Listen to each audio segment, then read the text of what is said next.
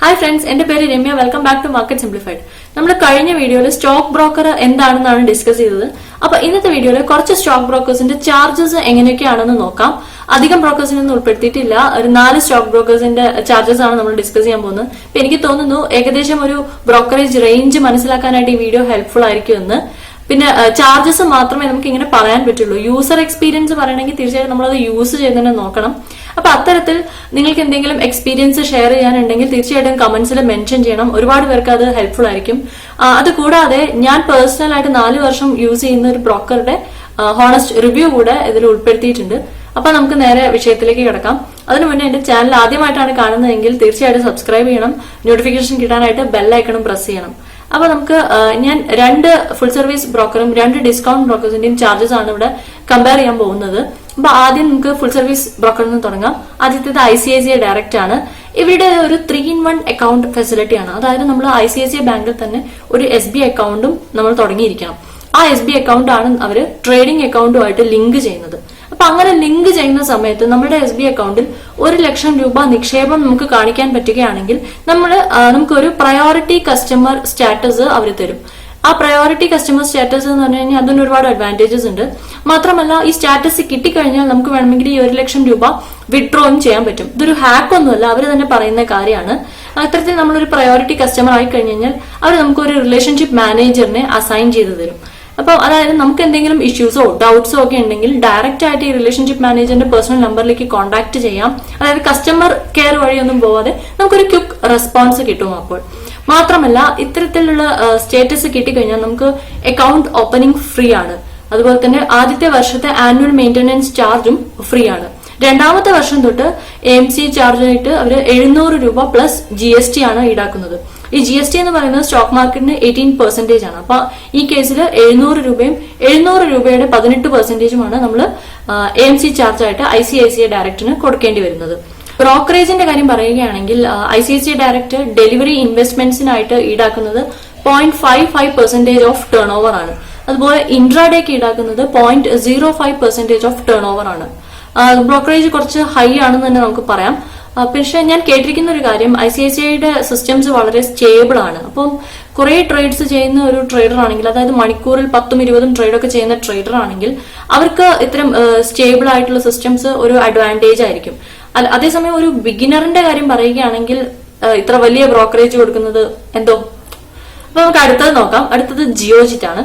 ജിയോജിറ്റും നമുക്ക് നാട്ടിൽ അടുത്തൊക്കെ ബ്രാഞ്ചസ് കാണാൻ പറ്റുന്ന ഒരു ഫുൾ സർവീസ് ബ്രോക്കറാണ്.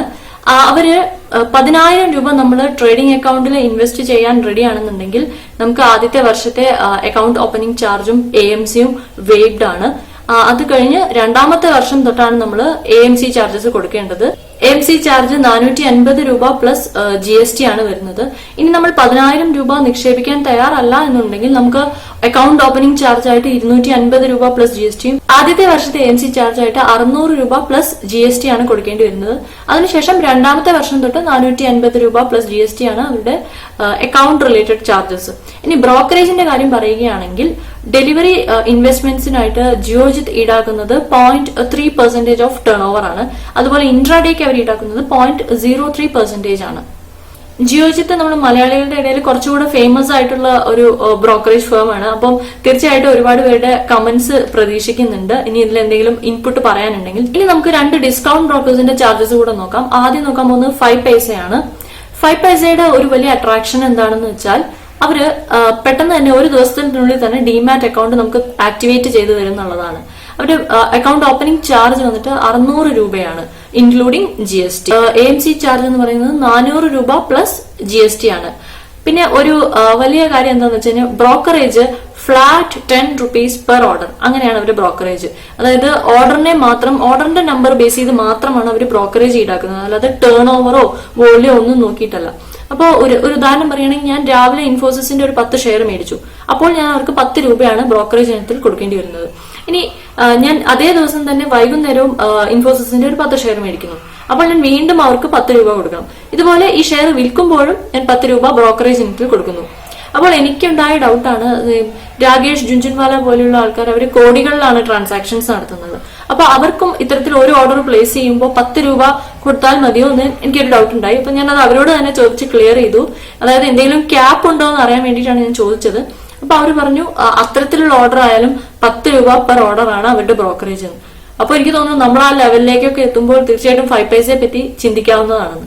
അടുത്തത് സിറോദയാണ്. സിറോദ ഒരു ഡിസ്കൗണ്ട് ബ്രോക്കറാണ്. ഞാൻ പേഴ്സണലി യൂസ് ചെയ്യുന്ന ബ്രോക്കറാണ് സിറോദ. അപ്പൊ ഞാൻ 4 വർഷം മുന്നേ സിറോദ ഫൈനലൈസ് ചെയ്യാൻ കാരണം അവരുടെ അട്രാക്റ്റീവ് ആയിട്ടുള്ള ബ്രോക്കറേജ് ആണ്. അത് ഇന്നും സെയിം ആണ് എന്നുള്ളതാണ്. അപ്പം അവരുടെ അക്കൗണ്ട് ഓപ്പണിംഗ് ചാർജ് 300 രൂപയാണ് ഇൻക്ലൂഡിംഗ് GST. അതുപോലെ എല്ലാ വർഷവും കൊടുക്കേണ്ട AMCയും 300 രൂപയാണ് ഇൻക്ലൂഡിംഗ് GST. ബ്രോക്കറേജിന്റെ കാര്യം പറയുകയാണെങ്കിൽ ഡെലിവറി ഇൻവെസ്റ്റ്മെന്റ്സ് കംപ്ലീറ്റ്ലി ഫ്രീ ആണ്.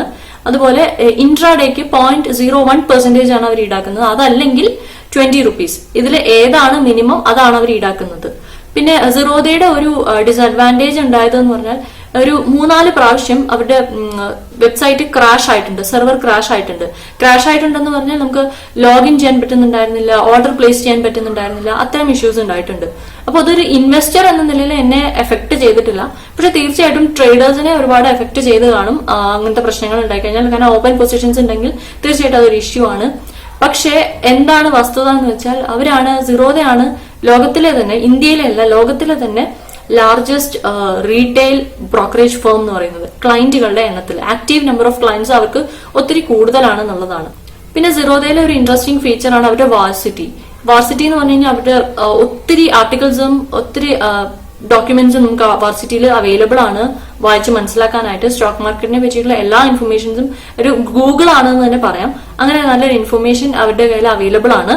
അപ്പൊ ഞാൻ അതുകൊണ്ട് വിശ്വസിക്കുന്നത് സിറോദയെ സെലക്ട് ചെയ്തത് എന്തുകൊണ്ടും ശരിയായ ഒരു ഡിസിഷൻ ആയിരുന്നു എന്ന് തന്നെയാണ്. അപ്പൊ ഇനി നമ്മൾ ചെയ്യാൻ പോകുന്നത് ഈ 4 ബ്രോക്കേഴ്സിനെ പറ്റി നമ്മൾ ഡിസ്കസ് ചെയ്ത് കഴിഞ്ഞു. അപ്പം ഇവരുടെ 4 പേരുടെയും ബ്രോക്കറേജ് കാണിക്കാനായിട്ട് ജസ്റ്റ് ഒരു എക്സാമ്പിൾ എടുത്തിട്ട് സെയിം എക്സാമ്പിൾ എടുത്തിട്ട് കാണിക്കാം. അപ്പോൾ 1000 രൂപ പെർ ഷെയർ വിലയുള്ള 10 ഷെയർ ആണ് നമ്മൾ വാങ്ങുന്നത് എങ്കിൽ അതായത് 10,000 രൂപയാണ് നമ്മുടെ ബൈങ് പ്രൈസ്. ഇത് ലാഭവും നഷ്ടവും ഒന്നുമില്ലാതെ അതേ വിലയ്ക്ക് തന്നെയാണ് നമ്മൾ വിൽക്കുന്നത്. സോ നമ്മുടെ സെല്ലിംഗ് പ്രൈസ് എന്ന് പറയുന്നതും 10,000 രൂപയാണ്. അതായത് ടേൺ ഓവർ, അതായത് buying price plus selling price എന്നുള്ളത് 20,000 രൂപയായിരിക്കും. നമ്മളിപ്പോൾ ഡിസ്കസ് ചെയ്ത 4 ബ്രോക്കേഴ്സും ഈ സെയിം ട്രാൻസാക്ഷന് ഈടാക്കുന്ന ബ്രോക്കറേജ് ഈ ചാർട്ട് നമുക്ക് കാണിച്ചു തരും. ഇപ്പൊ നമ്മൾ പറഞ്ഞതുപോലെ സിറോദ തന്നെയാണ് ഏറ്റവും കുറഞ്ഞ ബ്രോക്കറേജ് ഈടാക്കുന്നത്. അപ്പൊ ബിഗിനേഴ്സിനും ഇൻവെസ്റ്റേഴ്സിനും ഒക്കെ വേണ്ടി നല്ലൊരു സ്റ്റോക്ക് ബ്രോക്കറിനെ സജസ്റ്റ് ചെയ്യാൻ പറഞ്ഞാൽ എന്റെ ചോയ്സ് എപ്പോഴും സിറോദ ആയിരിക്കും. അപ്പൊ thank you for watching. Happy investing.